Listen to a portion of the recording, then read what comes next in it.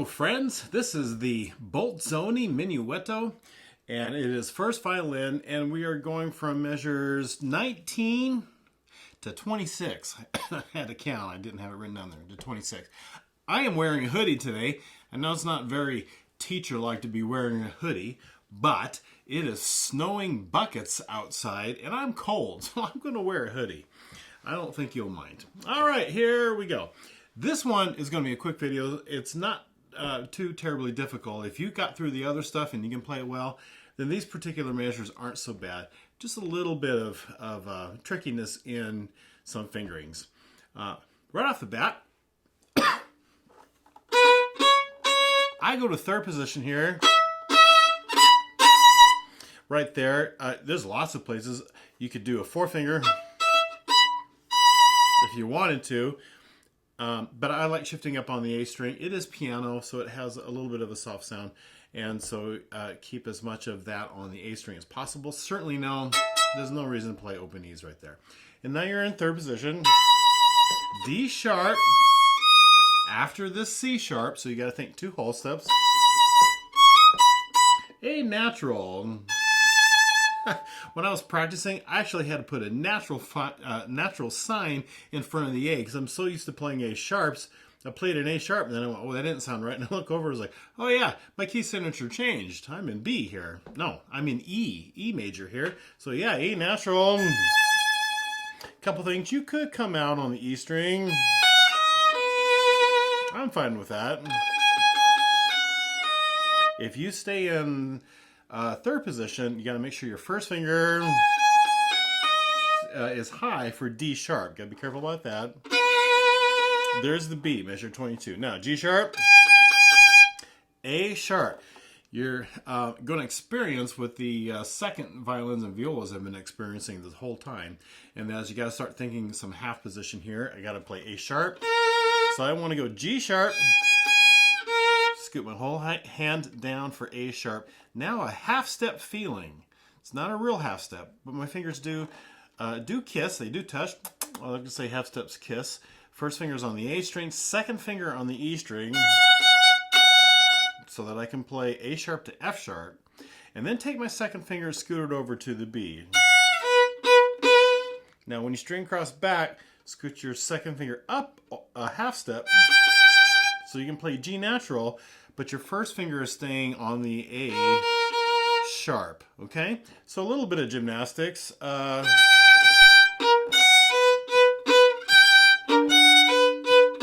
don't think we really need to practice that individually as a little section. That's not too terribly hard. Now right here, in measure 24, you're in half position. And what I want to do is on one of these B's, scoot up one of these B's on beat 2, either beat 2 or the end of beat 2. Scoot up to a first finger, because I want to play that on the that E on the A string, string cross for G sharp, B, E, and then the D sharp. Quick little retake, and then I would shift up here, just like it was at the beginning. These are 16ths rather than 8th notes. Okay, so I kind of went through that fast. I don't think this is half position. Second finger B's. That was measure. Let me back up. This is measure 23. I'll pick up to measure 23. Right. 24. Retake. Okay, oh, it's all pianissimo, so I was playing way too loud, but that's the fingerings. And speaking of that, the musicality of it, piano.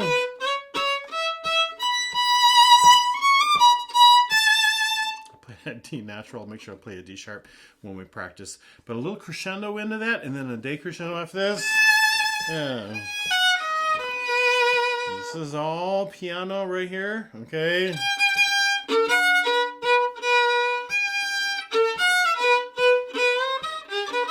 Retake.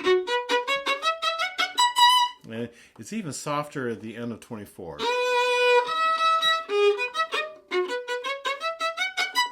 Just very nice and light. And then the last note, it's not long. It is a little bit longer than the 16ths, but it needs to be short.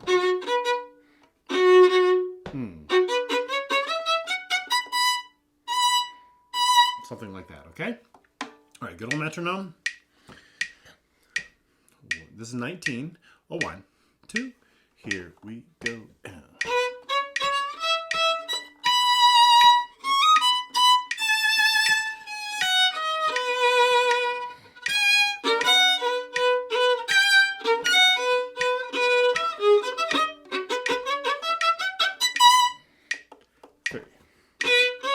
And then there's the retake, or not retake. It was first ending. Go back to 19. Let's try it again. 1, 2, 3.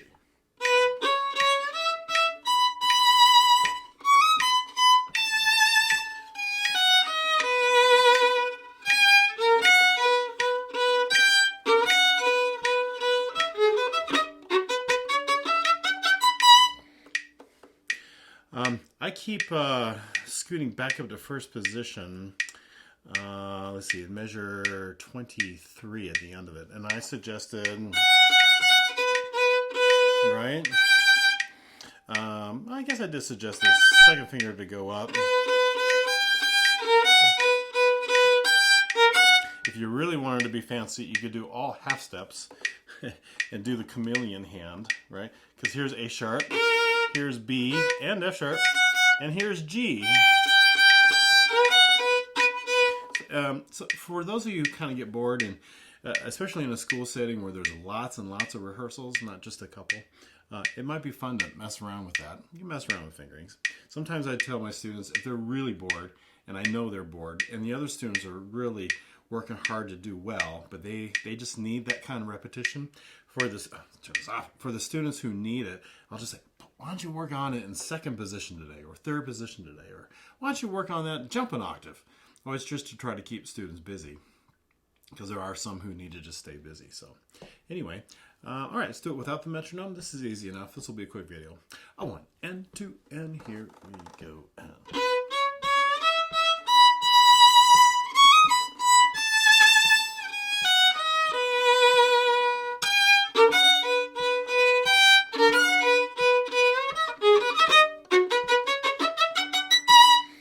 Do it again. 1 and 2 and 3.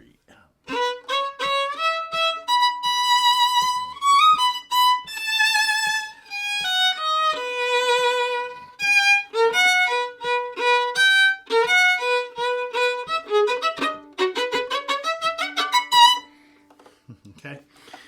Fun little tune.